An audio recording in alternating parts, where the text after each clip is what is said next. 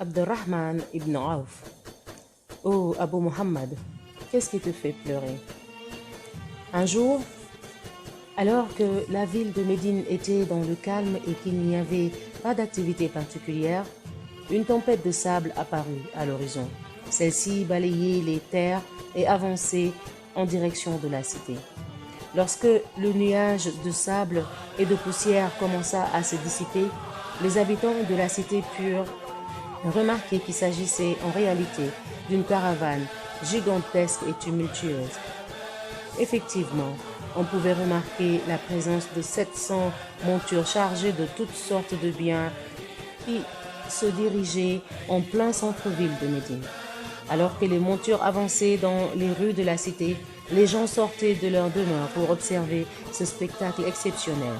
Ils étaient heureux de voir toutes ces richesses et toutes ces faveurs de Dieu. Apprenant la nouvelle, la mère des croyants, Aïcha, radiyallahu ta'ala anha, s'exclama: « Mais que se passe-t-il à Médine aujourd'hui ?»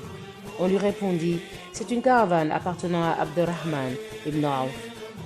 Elle nous vient du Cham, chargée de marchandises. » La mère des croyants interrogea alors: « Est-ce qu'une caravane peut faire autant de bruit ?» On lui répondit: « Oui, bien sûr, car il s'agit d'une caravane composée de 700 chameaux. » Aïcha hocha alors la tête et regarda à l'horizon comme si elle cherchait quelque chose, comme si elle cherchait un indice concrétisant un hadith.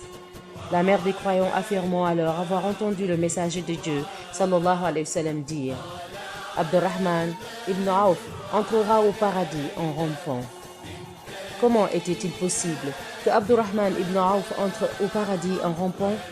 Pourquoi ne pouvait-il pas entrer en bondissant ou en courant avec les croyants de la première génération? Lorsqu'on rapporta à Abdurrahman les propos de Aïcha radiyallahu ta'ala anha, il se rappela avoir entendu plusieurs fois le prophète sallallahu alayhi wa sallam tenir ses propos et de façon nuancée. Il se rendit alors précipitamment chez Aïcha radiyallahu ta'ala anha, alors qu'il n'avait pas même déballé sa marchandise. Il lui dit: « Tu m'as rappelé un hadith dont je me souviens parfaitement. » Puis il ajouta: « Je te prends à témoin que je donne en aumône tout le chargement de cette caravane dans la voie de Dieu. » Ibn Auf offrit même les tapis de sel et les selles de ses montures. Le chargement de 700 chameaux fut alors distribué aux gens de Médine, ainsi qu'à ceux qui vivaient dans les alentours. Cette histoire résume parfaitement toute la vie du compagnon Abdurrahman ibn Auf. En plus d'être un riche commerçant qui avait réussi socialement, Ibn Auf était un fervent croyant qui ne se laissait pas diriger par les intérêts matériels. Autrement dit, la vie dans l'au-delà prenait toujours le dessus sur la vie d'ici-bas. Il observait rigoureusement ses obligations religieuses et se plaçait toujours en tête du cortège des fidèles croyants. Enfin, comme nous venons de l'observer, il était capable de donner toute sa fortune de très bon cœur et pour satisfaire Dieu. Comment et quand ce grand personnage a embrassé l'islam? Il s'est converti très tôt, dès l'avènement de l'islam, avant même que le messager de Dieu sallallahu ta'ala alayhi wa sallam ne fasse de la maison d'Al-Arqam un lieu de rencontre et d'enseignement pour ses compagnons. Il fait partie des 8 premiers convertis à l'islam. Sa conversion eut lieu grâce aux efforts d'Abu Bakr qui présenta l'islam à plusieurs Mécois: Othman ibn Affan, Az-Zubayr ibn al-Awwam, Talha ibn Ubaydallah, Saad ibn Abi Waqas et Abdurrahman ibn Auf. Ce dernier n'hésita pas un instant à embrasser l'islam et à prêter allégeance au prophète sallallahu ta'ala alayhi wa sallam. De sa conversion à sa mort à l'âge de 75 ans, Ibn Auf resta un fervent croyant au comportement exemplaire. C'est d'ailleurs pour cela que le prophète sallallahu ta'ala alayhi wa sallam cita son nom lorsqu'il promit le paradis à 10 de ses compagnons. Avant de mourir, Omar exigea même qu'il fasse partie des 6 compagnons parmi lesquels son successeur devait être choisi. À cette occasion, Omar dira: « Le messager de Dieu sallallahu alayhi wa sallam était satisfait d'eux au moment de mourir. » Bien évidemment, Ibn Auf a souffert de la tyrannie des Qurayshites. Il émigra même en Abyssinie sur ordre du messager de Dieu, sallallahu alayhi wa sallam. Quelque temps plus tard, il retourna à la Mecque avant de repartir d'une seconde fois pour l'Éthiopie. Ensuite, il émigra à Médine et prit part à toutes les batailles et campagnes dont les célèbres batailles de Badr et de Uhud. Ibn Auf eut beaucoup de réussite dans le commerce au point de s'en étonner lui-même. Il disait « Je pense que si je soulève un rocher, je peux trouver de l'argent et de l'or en dessous. » Mais le commerce pour lui n'était pas synonyme de cupidité et de monopole. Il n'était pas avide et ne cherchait pas non plus à amasser des fortunes ou à s'enrichir. Il ne faisait que travailler et remplir ses obligations. Le travail était bien accompli et portait ses fruits. Ibn Auf était un homme très actif, ce qui lui permettait d'être présent dans de nombreuses nobles activités. Lorsqu'il n'était pas à la mosquée en train de prier ou sur le champ de bataille, il s'occupait de son commerce. Il réussit à le développer au point que ses caravanes commerciales alimentèrent tout Médine, ainsi que toute la péninsule arabique, avec beaucoup de nourriture et des vêtements provenant d'Égypte et du Cham. Ce qui prouve à nouveau son tempérament très actif, c'est son attitude après l'émigration à Médine. En arrivant dans la cité du messager de Dieu, alayhi salatu wa salam, fraternisa entre les muhajirines et les ansar. Cette fraternisation prit une forme extraordinaire, car chaque ansarite devait partager ses biens avec son frère muhajir de la Mecque. Certains ansars se proposèrent même de leur offrir une de leurs épouses. En effet, certains ansars qui avaient 2 épouses étaient prêts à répudier l'une d'entre elles pour leur frère muhajir. Le messager de Dieu, alayhi salatu wa salam, fraternisa entre Abdurrahman ibn Auf et Saad ibn Arabi. Écoutons la suite des événements tels qu'ils ont été rapportés par Anas ibn Malik.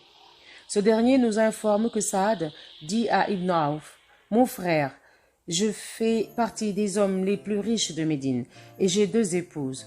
Prends donc la moitié de ma fortune et choisis la femme qui te plaît. Je la répudierai pour toi afin que tu puisses l'épouser. » Abdurrahman ibn Auf lui dit, « Que Dieu bénisse ta fortune et ta famille. Montre-moi plutôt où se trouve le marché. » Il se rendit alors au marché et se livre au commerce. Il se mit à acheter puis à revendre jusqu'à pouvoir tirer des bénéfices. Voilà donc comment vivait Ibn Auf à Médine. Aussi bien du vivant du messager de Dieu, sallallahu alayhi wa sallam, qu'après sa mort. Sa vie était partagée entre l'acquittement des obligations religieuses et son implication dans les activités mondaines et commerciales. Parmi les raisons qui ont fait que son commerce soit béni et fructueux, il y a le fait qu'il tenait à observer le licite et à éviter l'illicite, ainsi que tout ce qui est équivoque. En outre, il n'était pas le seul à profiter de ses bénéfices. En effet, il reversait la majeure partie de ses biens dans la voie de Dieu. Il donnait aussi de son argent à ses proches afin de maintenir des liens fraternels solides. Pour pouvoir quantifier le patrimoine d'un individu, il vous suffit de faire le point sur les possessions et les bénéfices. Pour ce qui est du cas d'Ibn Auf, sa fortune ne pouvait être mesurée que si l'on se penchait sur les dépenses faites dans la voie de Dieu. Un jour, le messager de Dieu, sallallahu alayhi wa sallam, lui dit, « Oh Abdurrahman ibn Auf, tu fais partie des plus riches de la cité. Tu risques donc de rentrer au paradis en rampant. Accomplis donc des actes de bienfaisance afin qu'il libère tes pieds. » Après ce jour, il consentit à faire un prêt gracieux à Dieu en n'ayant de cesse d'accomplir de bonnes actions. On rapporte qu'une fois, il vendit une parcelle de terrain à 40 000 dinars, puis distribua l'argent à ses proches des Bani Zuhra, aux mères des croyants et aux musulmans les plus démunis. Une autre fois, il donna 500 chevaux à l'armée musulmane. À une autre occasion, il offrit à l'armée 1500 montures.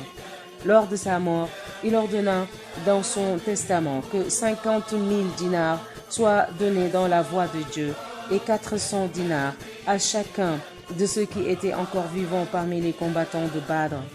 Même Ousmane ibn Affan, qui était un homme fortuné, reçut sa part d'argent. À cette occasion, il dit: la fortune d'Abdurrahman est un bien licite et pur.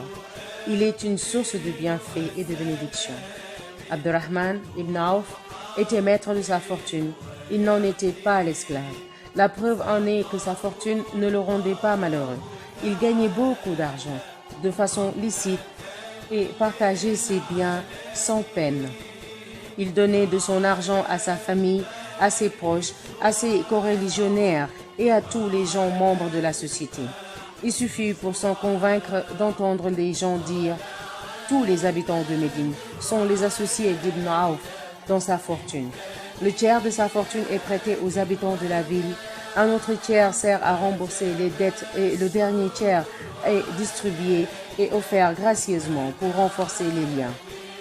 Sa fortune ne lui procurait aucune satisfaction, n'eût été le fait qu'elle lui permettait d'apporter un soutien à l'islam et aux musulmans.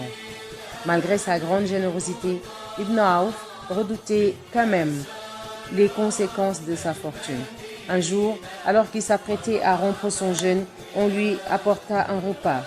En voyant le festin, il perdit l'appétit, pleura et dit: lorsque Mus'ab, qui a plus de mérite que moi, est tombé en martyr, il fut enveloppé dans un manteau qui ne pouvait couvrir tout son corps.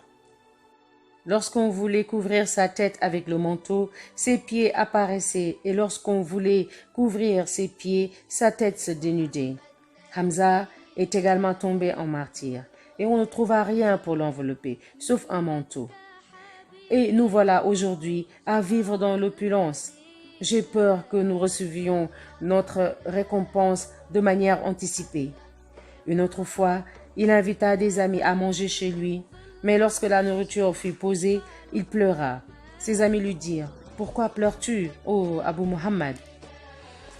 Il répondit: le messager de Dieu sallallahu alayhi wa sallam est mort sans être rassasié, lui et ses proches, de pain d'orge. Je ne pense pas que nous vivions à une époque qui soit meilleure que celle du prophète sallallahu alayhi wa sallam. Soulignons que sa fortune ne le rendait ni égoïste ni orgueilleux. On disait même que celui qui ne l'avait jamais vu ne pouvait pas le reconnaître parmi ses serviteurs. En réalité, seuls quelques signes permettaient de le distinguer d'eux.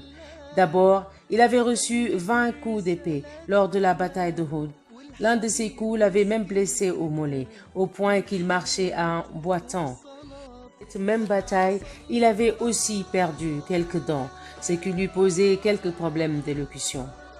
Tels étaient les signes distinctifs qui caractérisaient ce colosse au visage radieux et à la peau douce. Il claudiquait et avait des dents brisées. La nature humaine veut que la richesse incite à rechercher le pouvoir. En d'autres termes, les plus riches ont tendance à aimer et à vouloir détenir le pouvoir, ce qui leur permet de préserver et d'augmenter leur richesse. Le pouvoir leur permet d'assouvir leurs désirs de fanfaronnade, de domination et d'égoïsme. Autant de défauts attisés par la richesse, mais Abdurrahman ibn Auf, malgré sa grande richesse, réussit à dominer ses désirs et à triompher de ses envies. Il suffit pour s'en convaincre de savoir qu'il se désista lorsque Omar exigea qu'il fasse partie de 6 compagnons devant choisir parmi eux le nouveau calife. Certains compagnons lui avaient même confié qu'il était, selon eux, celui qui avait le plus de mérite parmi les 6 hommes proposés par Omar. Alors que les yeux étaient rivés vers lui, il dit: « Je préfère encore qu'on m'égorge avec un couteau. » Lorsque les 6 compagnons proposés au califat se réunirent pour choisir l'un d'eux, Ibn Auf les informa de son désistement. Cette attitude ascétique impliqua que les 5 autres compagnons lui demandent de choisir lui-même le successeur de Omar. C'est donc lui qui choisit le nouveau calife parmi eux. Ali lui dit alors: j'ai entendu le messager de Dieu, alayhi salatu wassalam, te décrire comme étant intègre dans l'au-delà et intègre dans ce bas monde. Ibn Auf choisit Othman ibn Affan et son choix fut accepté de tous. Voilà qui était réellement ce richissime musulman. L'islam l'avait transformé et hissé bien au-dessus des attraits et des déviances découlant de la richesse. Dieu avait fait atteindre à son âme la forme la plus parfaite. Ibn Auf décédera à l'an 32 de l'Hégire.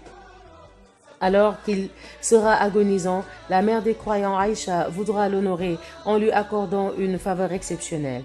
Elle lui proposera d'être enterré dans sa chambre aux côtés du prophète sallallahu alayhi wa sallam, d'Abu Bakr et de Omar.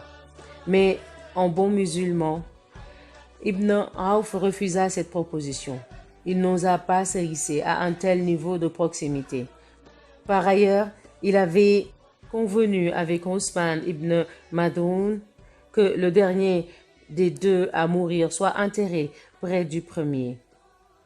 Avant de mourir, il dit en pleurant: « J'ai bien peur de ne pas pouvoir rejoindre mes amis rapidement à cause de ma grande fortune. » Mais une autre chose le rassurait. Le prophète alayhi salatu wassalam lui avait dit un jour: « Abdurrahman ibn Auf fait certes partie des gens du paradis. » Dans les derniers instants de sa vie, il se rappelait sûrement les propos de Dieu suivants: « Ceux qui dépensent leurs biens pour la cause de Dieu, sans chercher à s'en tirer vanité ni à porter préjudice à autrui, ceux-là trouveront leur rétribution auprès de leur Seigneur et n'auront à éprouver ni crainte ni peine. » La prochaine lecture se fera sur le récit d'Abu Jabir, Abdallah ibn Amr ibn Haram, celui que les anges ont couvert de leurs ailes.